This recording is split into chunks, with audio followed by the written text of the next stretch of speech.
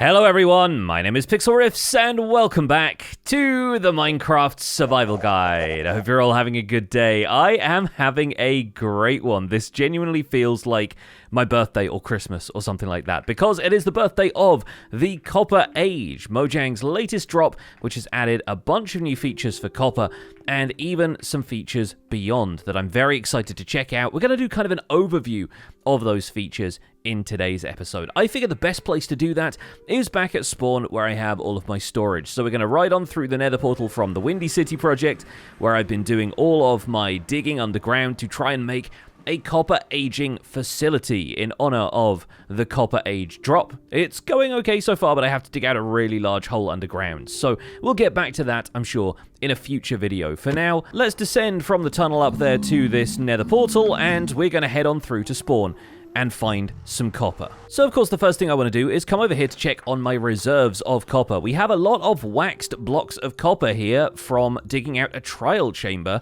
a little while ago, back in the initial release of the Tricky Trials update, and I am going to grab some of the unwaxed copper. We could also actually do some of this with waxed blocks of copper, because the cool thing about waxed copper is it can still be broken down into copper ingots.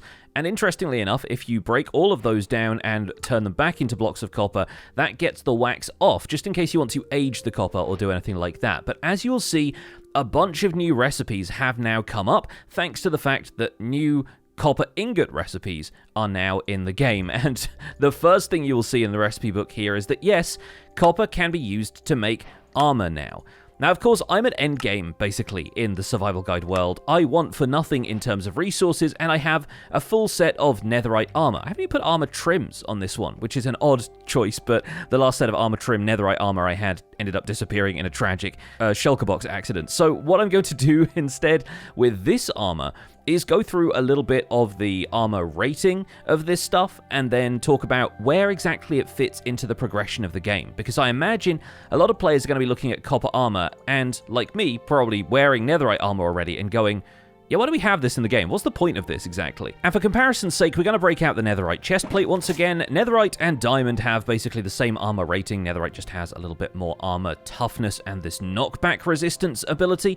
But basically your armor gauge is going to be completely full when you have diamond or netherite armor, and that's basically as much protection as you can get, give or take the enchantments you're going to have on your armor, right? Well, copper is a little bit different. Copper is meant to be an early game armor set, and as such, when we swap all of this out, you'll notice it gives about half the armor protection. This is of course just a base set of copper. It doesn't have any enchantments on it right now. If I wanted to enchant it, obviously it would do a little bit more, but there's 4 armor rating from the copper chestplate compared to 8 armor rating from the netherite chestplate. It's about halfway between naked and netherite. So once again, you're probably wondering, what exactly is the point? Well, the point is that when you start up a Minecraft world, when you start up an early game survival world, chances are you're going to run into copper first. It might even be before coal. You end up finding copper ore inside of a cave. To demonstrate, I'm going to fly in a somewhat random direction, but pick an area that could be a spawn point quite easily, like this plains biome here, for example, right? If I ended up spawning in this location, my first thought would be, okay, I need to go and find some minerals, make my first tools. I would make those out of stone. I'd grab some wood from the trees nearby, and then I'd go looking for a cave where I could find some ores. Now, I have not necessarily prepared for this, so I don't know if there's actually a cave on this little island, but there are going to be some rocky areas around here. There's going to be a stone shore biome over here. There'll be some little divots of stuff here and there. We've got a bunch of coal hanging out on the surface. There is one piece of iron there, but that's not really enough to start getting tools and equipment unless all you want is a shovel. But there you go, in the cliffside right there's also 2 veins of copper. And remember, when you dig out copper, it's not just going to give you 1 piece of copper, the way in the early game, iron is only going to get you 1 piece of raw iron. No, even if you mine it with that early game stone pickaxe, which yes, is going to take a while, it's going to drop multiple pieces of copper. That's 8 pieces of copper from 2 ores, which is enough to make a copper chestplate. And that wasn't even using fortune. If I mine out this entire copper vein using my fortune netherite pickaxe, we're now up to 37 raw copper. So the point is you can acquire copper very, very quickly. And you're going to run into that amount of copper far before you run into enough iron to make an early game suit of armor. And so what does that copper armor give you? Caving confidence. It gives you the freedom of knowing that you've got a full suit of armor on. You're probably as protected as you're going to get until you find more iron, and you're going to find more iron deeper in those cave systems. So it really is about making sure that the player feels comfortable digging deeper into the world. After the Caves and Cliffs update, which yes, I know was quite a while ago, but a lot of people found that they had real difficulty finding iron in the early game, and a lot of people complained that it wasn't as accessible as it had been in previous versions of Minecraft, where iron would generate much closer to the surface. Most of us in the know will probably go looking for iron in the higher regions of mountains if you can't find some in surface caves, but mountains might not be close to your spawn point, and therefore it's actually quite nice to have copper armor as a go-between when you're still searching for iron in early game. Of course, later on when you don't need that copper armor anymore, it still looks reasonably good on an armor stand, and armor stands have gotten even more decorative thanks to the fact that there are now armor trims in the game, so you could do a lot with copper armor decoratively when it just feels obsolete in your world because you've got a better set of armor. The same could be said of copper tools, which are now in the game as well, and once again, these aren't really any better than stone tools, with the exception of having slightly more durability. So if you grab a copper pickaxe, you can also get hold of a copper shovel, a copper sword, a copper hoe, and a copper axe. While of course in the long run these aren't going to replace any of your diamond or netherite tools, in fact you're going to be trading these for iron quite quickly, it at least means you have a bit more durability between you and that pickaxe breaking, because when you break a block using a copper pickaxe, you'll be able to see its durability. We got the advanced tooltips on so we can see the exact numbers. A copper pickaxe can mine about a stack more than a stone pickaxe, which really adds up over those early game mining sessions. If you've got a ton of copper lying around after your first caving trip, but you don't want to sacrifice the iron from iron axes just to get all of the trees that you want to chop for your starter house that's covered in wood, then why not make a bunch of copper axes and save yourself a little bit of iron while you've got something that will be equally as good at chopping down trees. Maybe not quite as fast as an iron axe, but reasonably good to get the job done. I really feel like all of this is best demonstrated in the early game of a world, which is why I was exploring that aspect of it in the snapshots. But for now, I'm going to put all these copper tools and armor away because I don't expect to be using them. These are really just for the sake of demonstration to show you what's new in this version of the game. But if you decide you really don't want those tools or armor pieces and you decide these are probably better just smelted down back into raw material because they got too beat up, well, of course, now you can have access to copper nuggets as well. In addition to iron and gold nuggets, these copper nuggets can just be crafted straight back into ingots if you need them, but now there are recipes associated with those. And I think I have some coal in here. Yeah, I do. All right, let's make ourselves some copper torches then. These are kind of similar to soul torches in that they're made with the additional ingredient, like soul sand goes underneath the torch crafting recipe, the copper nugget goes above the torch crafting recipe, and what you end up with is some torches that burn with a green flame, meaning that now, in addition to redstone torches and regular torches, we have copper torches and we have soul torches. So we have this almost little rainbow of torch colors at this point. Obviously, the redstone torches aren't going to give off as much light level as one of the others. Regular torches and copper torches give off the same light level 14, and soul torches are a little bit dimmer at light level, I believe 10 or 11. Yeah, they're 11 block light at the source, but 10 on the surrounding blocks. And that means you have a little bit of control over lighting, but also over atmosphere. I think these copper torches add an interesting kind of green tint to the flame themselves, if not the lighting in the area, because of course colored lighting doesn't really exist in Minecraft. Everything else is giving off this kind of warm glow. But if you choose your materials carefully, if you're working with this slightly colder color palette, it can serve to accent that slightly and make it look like there is a colder light coming from the light source, even if a torch like this and a torch like that are going to ultimately light up the same way. It also leaves things open so that if Mojang is able to implement colored lighting in future, we can have a whole bunch of fun with different colors of light emanating from these different torches. And this actually provides a bit of a scientific backing to the idea of a copper torch, because copper powder can be added to a flame to make it green. You might have done that in a science experiment in school at some point. That isn't all copper nuggets do though, because in addition to iron chains being in the game, copper chains are now possible. And like other copper things, these have the distinction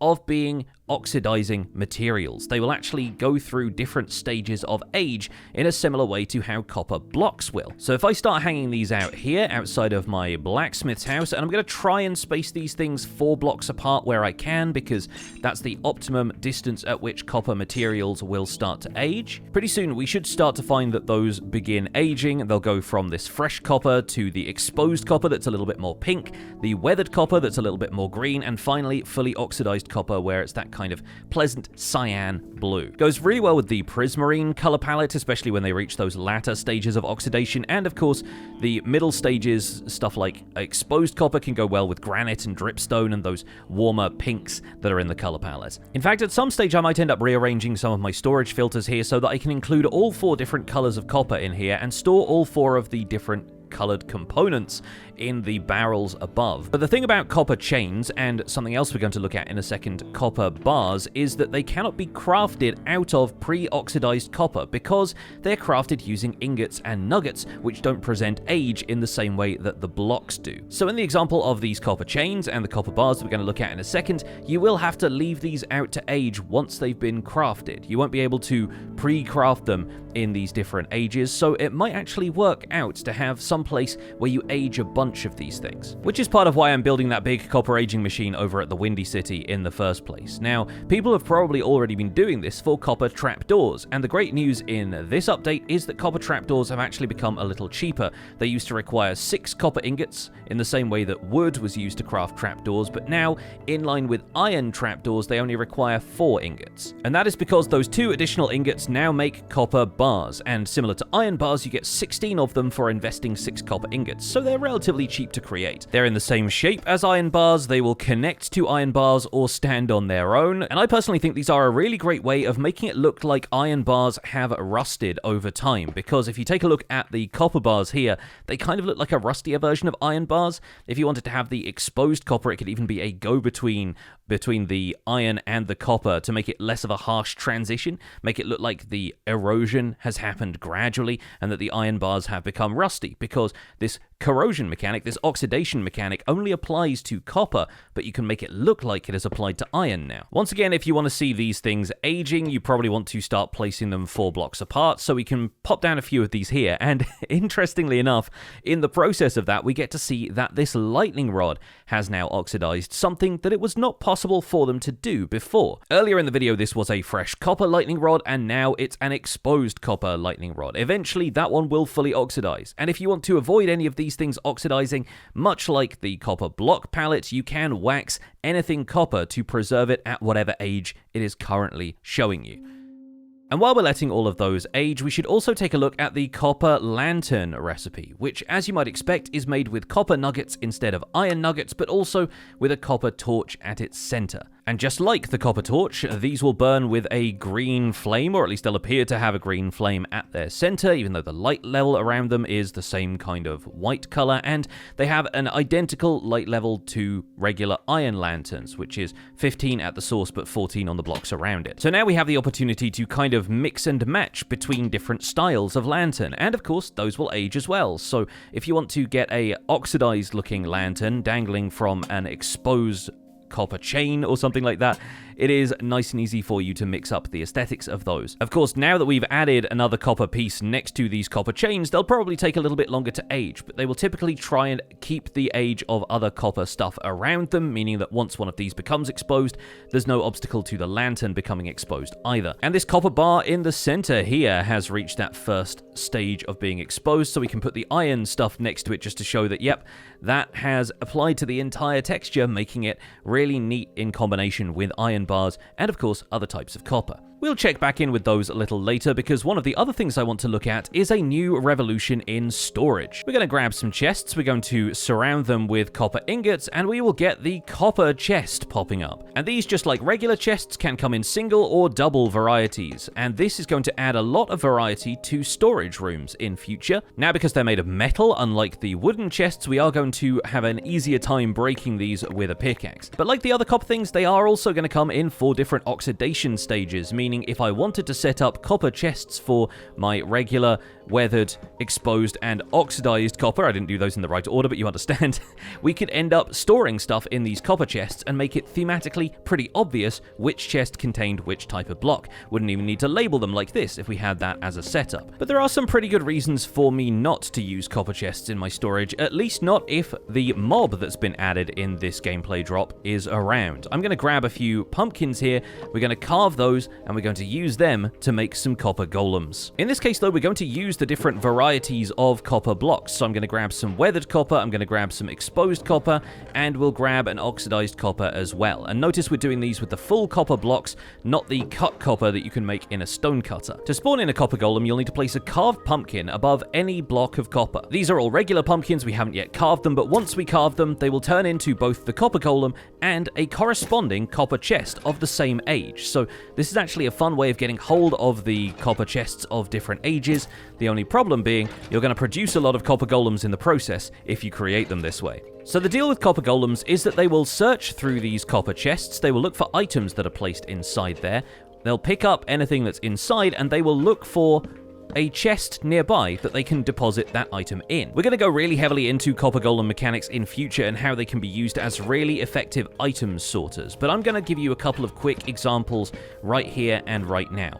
We'll place down a couple of these chests here. I'm going to place a few different copper items in this one. Let's say that the raw components can go in this large chest here, and then the crafted stuff, things like the copper torches, these copper chests, stuff like that. Maybe we'll have these be two different outputs. Maybe I'll even make like some lightning rods or something like that. There we go, we've got a bunch of lightning rods, we got a bunch of copper bars. I'm going to put one of each of those items into this large chest, while this one is going to be here for the, let's say, the raw material and the basics. Now, in each of these copper chests, I'm going to add in a mixture of these items. Let's say we add a few blocks of copper in here, we'll add a couple of the nuggets as well. I'm going to do that sort of randomly throughout the rest of these chests. We'll add some copper torches into a couple of these as well. Let's put some of those in there. Let's put the raw copper in there. And what you'll see that the copper golems are already doing is going to the nearby chests, trying to find which ones contain the items that they're holding, and depositing them in the chest along with the existing stack of items. This one here is holding some copper blocks. It's going to find that the copper blocks don't belong in that chest because we put them in this chest instead, and it's going to add those copper blocks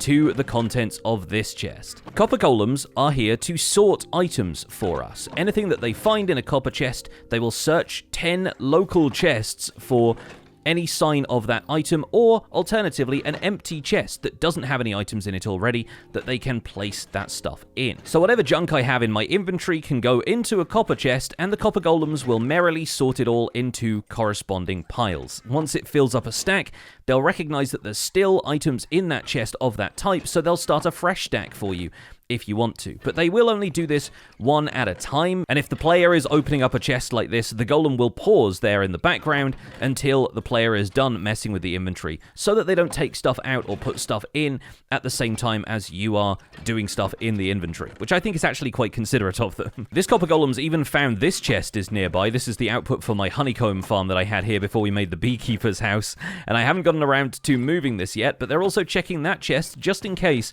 it contains any copper. So they don't have a memory for which items occur in which chests, or even which copper chest they were visiting before. They will just do that systematically based on whatever the nearest chest to them is. Now you'll notice that 3 of our workers are here sorting through these chests, but the 4th one seemed to have stopped moving, and that is because, like other copper things, copper golems can oxidize over time, and once they reach this full level of oxidation, if they're not waxed while they're still active, they turn into a statue. And that's a statue that I can right-click to pose. I can even pick it up and bring it with me, making them very transportable. I can pop this statue down basically anywhere I want to and right-click my way through a bunch of different poses. The default pose is just standing up, then sitting down, walking, and also this kind of jumping for joy animation that they have. Well, not really animation because they are a static entity, but this is going to be a fun way of introducing statues into a build. We could maybe have them lining the factory as though they're automated workers who are currently powered down, and if you want to return them to life, it's as simple as right-clicking on them with an axe, provided that you're holding shift so you don't cycle through those poses, and it scrapes the oxidation off until they are a fresh copper golem, golem again, and then a final tap with an axe should bring them back to life, which means that they'll go searching for copper chests again. Each of the different ages of copper golems will search through whatever copper chests, so there's no real need to keep the chests from oxidizing, and there's no performance change in between the copper golems, except for that final oxidation stage where they eventually stop working. So in this case, we might want to wax a couple of these just to make sure that they don't age fully, like if we want to have this weathered copper golem stay that stage and not end up freezing eventually, we'll just tap him with some honeycomb and he's going to stay that age permanently. We can do the same with each of the other golems as well. Reminder that if you want to scrape off the wax at any time, you can simply right-click them with an axe and it'll remove the wax, allowing them to age again. Much like lightning rods, as you can see, they kind of have a lightning rod style thing in the top of their texture. Copper golems will, when struck by lightning, revert to an earlier aging stage. The oxidation will effectively be burnt off by a lightning strike. I'm not certain if lightning targets them in the same way that it does lightning rods though, so I think most of the time that will just be down to luck, or whether they're standing near a lightning rod at the time. Now I'm going to step away from these noisy boys for a second to come back to my copper bars, because a bunch of these have now aged and we get to see what each of them look like individually when strung together. They seem to have aged enough that next to these regular copper bars we can put down some exposed copper bars, some weathered copper, and finally some oxidized copper. And once again, the copper gradient is kind of beautiful. I think we can use that in a lot of different ways around this world. You'll also notice that the copper chain up here has oxidized, and that lantern will probably do so soon as well, and the others will all follow suit, provided that we don't wax them. I'm going to keep a bunch of these in storage, but it does feel a little bit inconvenient to age all of these individually, so I'm looking forward to setting up an automated copper spreading facility, a copper aging facility that will allow us to have all of this stuff automatically spread out 4 blocks apart and collected once it's done aging. That's going to be a big redstone project though, so look forward to that in a future video. Speaking of aging, I think I'm going to leave these copper golems to age naturally over here just to see how long it takes them roughly to age. It probably won't happen in the course of this video. I'm planning on using copper golems as statues elsewhere in the world, or even bringing them with me in statue form to activate them elsewhere. They're not really going to do a whole lot of good out here on the plains, so eventually we will find ourselves doing some other stuff with these copper golems. But in future, over at the Windy City, I plan on doing a version of my storage building where, similarly to what we've got in the storage here, a lot of the bulk items are going to be filtered individually. We're going to have like large quantities of wood and stuff in storage, but all of the little items that are byproducts of wood crafting, like slabs, stairs, planks, trapdoors, fences, that kind of stuff, could all be deposited into these barrels by copper golems, dropping stuff in a chest and the chest filtering down its contents into this barrel using a hopper. It's worth noting that if it's not a chest, copper golems are not going to interact with it, so they won't interact with barrels, shulker boxes, other forms of storage, even stuff like dispensers. They're not going to drop stuff in there. They're always going to look for copper chests and then regular chests. They'll also look for trapped chests because they're of a similar look. So you might be able to do some fun stuff with the trap chest producing a redstone signal when the copper golem is interacting with it, but either way, you're going to find that these copper golems are most happy when they are looking for chests in their environment and not other forms of storage block.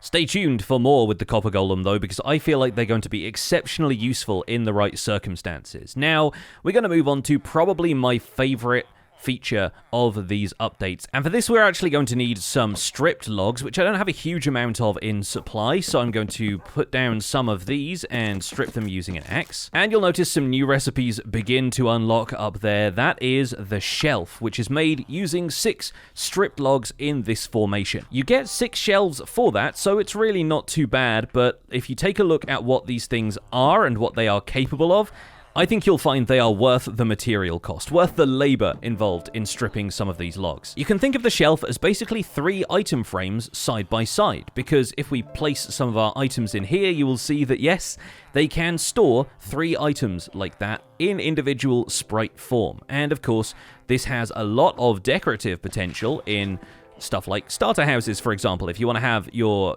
trophy items up there on a shelf, you want to put the dragon egg in one of these or something, you could very easily add it to a little shelf and have that be part of a wall display in pride of place in your starter house. Of course, they also have the decorative potential to be used for stuff like signage. If I want to indicate that this barrel below here contains slabs, stairs, and planks of oak wood, then I could do worse than having those just arranged up here in the shelf. Of course, there are many other things in this, but we could always swap out some of those for, let's say, a composter. Even stuff like a campfire, and those items can be swapped over simply by right-clicking on the relevant slot. But for me, one of the coolest things about shelves is the fact that they have a redstone interaction as well, and I need a power source for that, so let's go and grab a block of redstone out of storage. If I add a redstone block next to this shelf, you'll notice that the formation of the shelf changes slightly, and this has changed the functionality of the shelf so that all three of these items can be taken off the shelf with a single click. I need to prepare my hotbar for this though, because it will actually interact with the last 3 items in the hotbar, so if I right click on that now, it's going to swap those for the wooden items that I just put there. And of course I'll need to rearrange my hotbar back into the way that I like it, but basically this swaps out the last 3 slots of your hotbar if you have one shelf powered. So my fireworks, water bucket, and golden carrot there are going to be swapped onto that shelf in favor of those blocks. But the best part of this is that that's not going to stop at just one shelf. If I place these 3 redstone blocks down here and attach 3 shelves to them, you will see that they also all join up into a full inventory hotbars worth of slots there, and if I right click on that, my entire hotbar gets dropped onto that shelf. We can click once to retrieve the entire thing, and we can take a look at how just having 2 of these only takes the last 6 items from your hotbar, regardless of which orientation it is placed in. So if I remove this one here, it's not going to take the hotbar from left to right, it's always going to go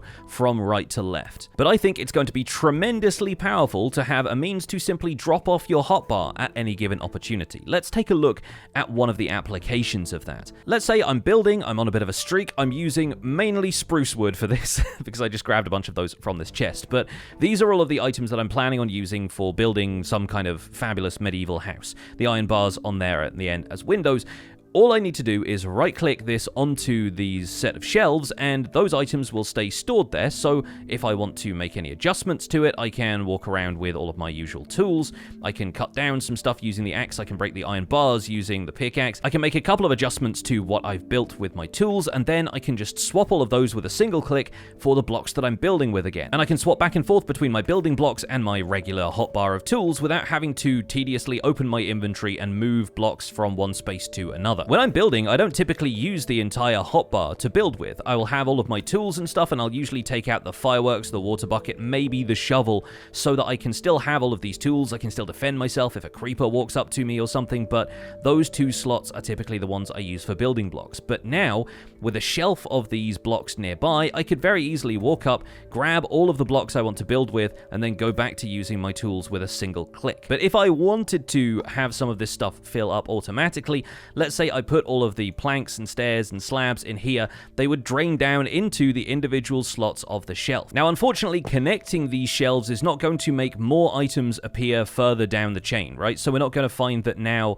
all of the slabs and stuff will end up in slot number 4 here. Those are just going to get stuck in the hopper because there are only 3 slots available with the shelf below. But with a series of hoppers, you could fill up an entire row of shelves like this, and the blocks you're building with could automatically refill these shelves in the background while you're working on adjusting things using your tool set. And then when you're ready, you can just right click on that to swap the whole thing out. And if you just thought that there were oak shelves in the game, of course that's definitely not the case. There are shelves of every single wood type that has been added to the game so far, which once again presents pretty enormous potential. Not just for this item storage thing either, for decoration. Shelves are effectively vertical slabs of a sort. If I want to have some sort of accent on these pillars midway up, that makes a pretty decent way of doing that. We can even add some little decorations by filling in individual slots of the shelf to make it look like they have different formations added to them. I think that's a really cool idea. Another thing players have discovered when we've been testing these in the snapshots is that they're fantastic for placing banners in as well. Imagine